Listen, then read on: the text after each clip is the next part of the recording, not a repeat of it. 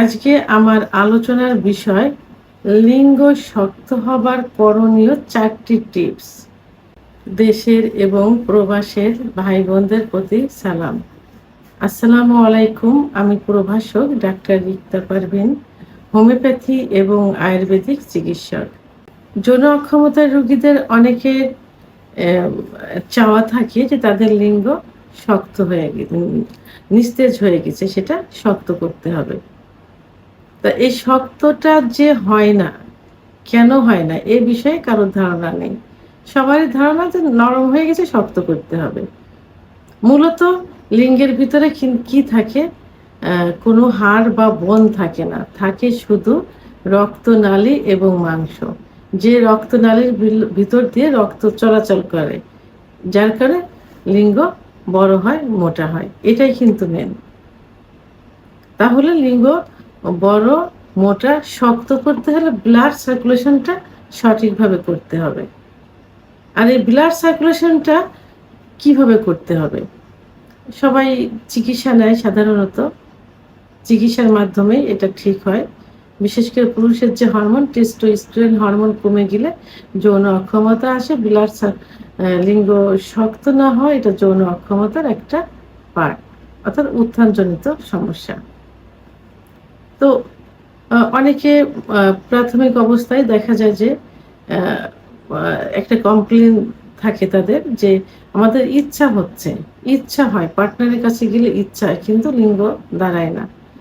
তো এর জন্য তারা বিভিন্ন ডাক্তার দেখায়, পরীক্ষা নিরীক্ষার মাধ্যমে চিকিৎসা নেয়। অনেক সময় চিকিৎসাতে কাজ হয় না, আবার অনেকে কিছু থেরাপি নিয়ে থাকে, অনেকে সার্জারিও করতে চায়, যে ছোট হয়ে গেছে বড় করতে হবে, চিকন হয়ে গেছে মোটা করতে হবে, সার্জারি করতে চায়। তো এখন বিভিন্ন ধরনের সার্জারি বের হয়েছে, থেরাপি বের হয়েছে। তো অনেক সময় দেখা যায় যে সার্জারিটা অনেক ব্যয়বহুল হয়ে থাকে, আবার এটাতে সাকসেসও হয় না। ওষুধ খেয়েও অনেকে সাকসেস হয় না, আবার অনেকে ওষুধ খেতে চায় না। তারা তখন কি বলে যে এমন কোনো টিপস আছে, এমন কোনো ব্যবস্থা আছে যে ওষুধ ছাড়া এটা ঠিক করা যায়। তো আজকে আমি এই বিষয়ে ওষুধ ছাড়াই লিঙ্গ উত্থান হওয়ার বিষয়ে কিছু আলোচনা করব, অর্থাৎ কিছু টিপস বলবো। এই টিপসের প্রথম যেটা বলবো, সেটা আমি প্রথমেই বলবো যে এখন ইউটিউব চ্যানেল সার্চ দিলে দেখা যাবে যে কেগেল এক্সারসাইজ, অর্থাৎ কেগেল এক্সারসাইজ লিখে সার্চ দিলে চলে আসবে। এখানে কিছু ব্যায়াম আছে। এই ব্যায়ামগুলো ইউটিউব চ্যানেলে থেকে সুন্দর করে আপনারা দেখবেন, দেখে বুঝে। খুবই সহজ কিন্তু এই ব্যায়ামগুলো, 3-4টা ব্যায়াম থাকে, খুবই সহজ। এইগুলো যদি নিয়মিত একটু করতে থাকেন, তাহলে কিন্তু লিঙ্গের ভিতরে ব্লাড সার্কুলেশনটা শুরু হয়ে যাবে। তো অনেকে আবার বলে যে ব্লাড সার্কুলেশনটা কিভাবে হয়, কি অনেকে বুঝতে পারে না। আসলে যখন যৌন উত্তেজনা আসে, যৌন উত্তেজনা সাধারণত ব্রেনের থেকে আসে, নার্ভের থেকে আসে। যৌন উত্তেজনা আসলে তখন সারা শরীরে রক্ত চলাচল করে, বিশেষ করে হাড়ের থেকে লিঙ্গের ভিতর রক্ত চলাচল বেশি করে। তখন লিঙ্গ লোহার মতো শক্ত হয়ে যায় বা শক্ত হয়। এই রক্ত চলাচল যদি না করে বা কমে যায়, অর্থাৎ এই ব্লাড সার্কুলেশন যদি কমে যায়, তাহলে লিঙ্গ আস্তে আস্তে নিস্তেজ হয়ে যায়, চিকুন হয়ে যায়।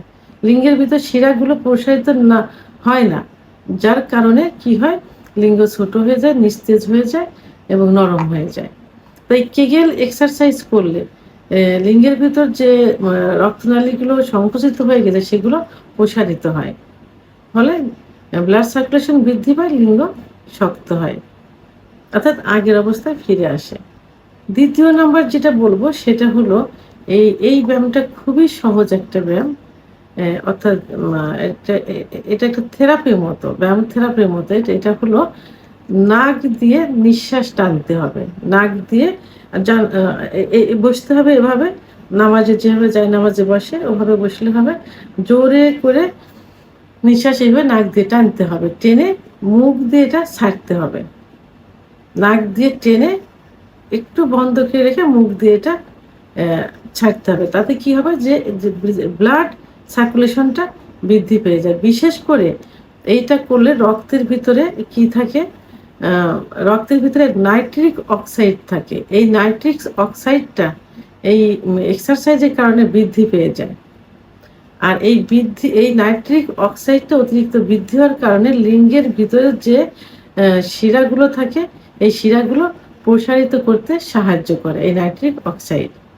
তাহলে এই এক্সারসাইজটা দিনে রাত্রে অর্থাৎ যখনই নামাজে বসতে পারেন, আর যারা অন্য ধর্মের আছে নামাজ পড়বেন না, তারা দিনে 3-4 বার এইভাবে এক্সারসাইজটা করতে পারেন। একবারে 10-15 বারও করতে পারেন। নাক দিয়ে টানতে হবে, মুখ দিয়ে ছাড়তে হবে। এটা খুব সহজ একটা থেরাপি। অর্থাৎ 3 নম্বর যেটা, সেটা আমি বলবো যে আরেকটা এক্সারসাইজ, এটাও খুব সহজ। এটা হলো যে উঠতে হবে, বসতে হবে, উঠতে হবে, বসতে হবে। এতে কি হবে, নির্মাঙ্গের নিচের দিকে ব্লাড সার্কুলেশনটা বৃদ্ধি পেয়ে যাবে। বিশেষ করে লিঙ্গের ভিতর ব্লাড সার্কুলেশনটা বৃদ্ধি পেয়ে যাবে। তো এই যে আমি এত ব্যায়ামের কথা বলছি, এগুলোর মূলত লিঙ্গ শক্ত করতে হলে কি করতে হবে, ব্লাড সার্কুলেশন বাড়াতে হবে, লিঙ্গের ভিতরে সার্কুলেশনটা বৃদ্ধি করতে হবে। কারণ লিঙ্গের ভিতরে যে শিরাগুলো থাকে, এই শিরাগুলো বিভিন্ন কারণে সংকুচিত হয়ে যায়। অতিরিক্ত হস্তমৈথুনের কারণে এবং প্রেশার ক্রিয়েট দিয়ে হস্তমৈথুন করার কারণে শিরাগুলো সংকুচিত হয়ে যায়। বিছানায় ঘর্ষণ দিয়ে বীর্যপাত করলে লিঙ্গের গোড়ায় অনেক শিরা থাকে, সেই শিরাগুলো অনেক সময় লুজ হয়ে যায় বা ঢিলা হয়ে যায়, আবার দুইটা চিরেও যায় অতিরিক্ত প্রেশার হলে। তো এইসব কারণে লিঙ্গের শিরাগুলো সংকুচিত হয়ে যায়। এই এক্সারসাইজগুলো করলে সেগুলো ব্লাড সার্কুলেশনটা বৃদ্ধি পেয়ে যায় এবং আস্তে আস্তে যে শিরাগুলো এটা প্রসারিত হতে থাকে। এবং সিজনালি সময়ে যে তরমুজের যে সিজনটা আসে, সেই সিজনে পর্যাপ্ত পরিমাণ তরমুজ খেতে হবে। কারণ তরমুজের ভিতরে কি থাকে, সিট্রোনিল অ্যামাইনো অ্যাসিড, যেটা লিঙ্গের ব্লাড সার্কুলেশন বৃদ্ধি করতে সাহায্য করে থাকে। এবং আরেকটা যেটা, সেটা হলো যে যারা ধূমপান, মদ্যপান অর্থাৎ নেশা করে থাকে, এই নেশাটা বন্ধ করতে হবে। এই নেশার কারণে যৌন অক্ষমতা চলে আসে, ব্লাড সার্কুলেশন কমে যায়। ব্লাড সার্কুলেশন বডিতে, টোটাল বডিতেই প্রায় কমে যায়, লিঙ্গের ভিতরে বেশি হয় এবং লিঙ্গ তখন সংকুচিত হয়ে যায়, শিরাগুলো সংকুচিত হয়ে যায়।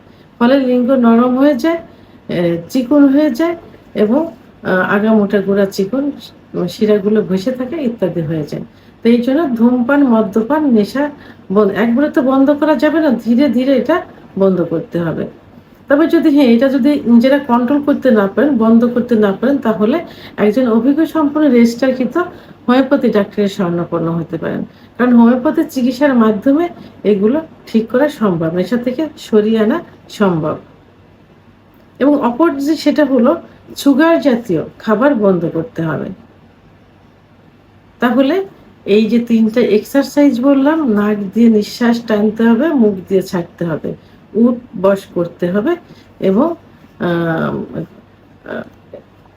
এবং কিগেল এক্সারসাইজ করতে হবে। এই 3টা এক্সারসাইজ আয়ত্ত করতে হবে, নিয়মিত করতে হবে। আর যে খাবার তরমুজ খেতে বললাম, এটা খেতে হবে, ধূমপান বন্ধ করতে হবে, সুগার জাতীয় খাবার বন্ধ করতে। এগুলো যদি একটু কন্ট্রোল করা ঠিক মতো করা যায়, তাহলে কিন্তু লিঙ্গ পূর্বের অবস্থায় ফিরে আসবে, ব্লাড সার্কুলেশন বেড়ে যাবে, লিঙ্গ শক্ত হবে, মোটা হবে, বড় হবে। ভিডিওটি সম্পর্কে যদি কোনো মতামত থেকে থাকে অবশ্যই কমেন্টসের মাধ্যমে জানাবেন। ভিডিওটি ভালো লাগলে লাইক, কমেন্ট, সাবস্ক্রাইব করে আমার সঙ্গে থাকুন। আল্লাহ হাফেজ।